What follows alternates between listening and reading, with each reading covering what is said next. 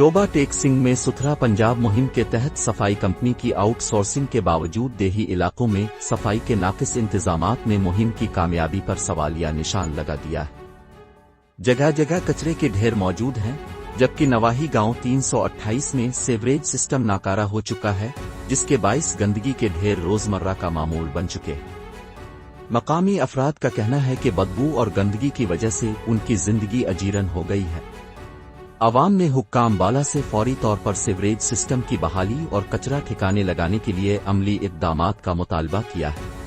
बेटा मुझे बताओ कि आपके गांव में मसला कौन कौन सा है? भाई हमारे गांव में सबसे पहला मसला ये है कि हमारी गांव की गलियां जो सी टूटी हुई हैं। तो दूसरा मसला ये है कि हमारे गांव में गंदा पानी आपने देखा है, जो आपके सामने सूरत हाल है। तो उसकी वजह से हमारे गाँव में बच्चे जो बीमार हैं, हम भी बीमार हैं। और तीसरा मसला ये है कि महीना महीना पानी नहीं आता हमारे गाँव में।